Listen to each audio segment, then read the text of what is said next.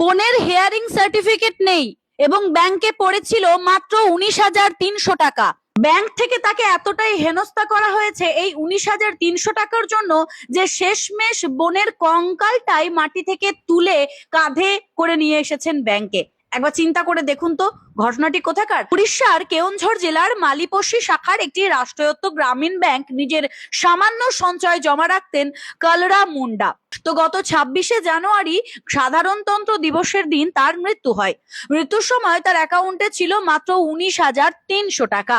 বোনের মৃত্যুর পর দাদা জিতু মুন্ডা বারবার ব্যাংকে গিয়ে সেই টাকাটি তোলার উপায় জানতে চান, কিন্তু প্রতিবারই ব্যাংক কর্তৃপক্ষের উত্তর একটাই, যার নামে ব্যাংক অ্যাকাউন্ট রয়েছে তাকে নিজে উপস্থিত হতে হবে। যেহেতু নিরক্ষর আদিবাসী মানুষ, প্রথাগত শিক্ষা না থাকায় তিনি ডেথ সার্টিফিকেট বা হেয়ার সার্টিফিকেটের মতন কাগজপত্রের জটিলতা বুঝতে পারেননি। তিনি বারবার ব্যাংকে গেছেন আর ফিরে এসেছেন এবং এক পর্যায়ে এসে বাধ্য হয়ে সেই বোনের কঙ্কালসার দেহটা বস্তাবন্দি করে রাস্তায় কাঁধে করে তুলে নিয়ে এসে ব্যাংকে এসে দাঁড়িয়েছে শুধুমাত্র 19,300 টাকার জন্য।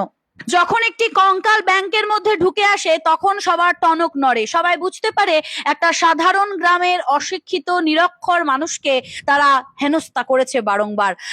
এই ঘটনার পর পুরো চাঞ্চল্য ছড়িয়ে পড়ে পুরো এলাকায় এবং জিতুকে প্রয়োজনীয় কাগজপত্রের কথা তারপরে খুলে বোঝানো হয় এবং তিনি তখন শান্ত হন। বোনের দেহাবশেষ নিয়ে তিনি তখন ফিরে যান। এই ঘটনা শুধু একটি ব্যক্তিগত ট্র্যাজেডি নয়, বরং আমাদের সমাজ এবং প্রশাসনিক ব্যবস্থার নির্মম চিত্র তুলে ধরে।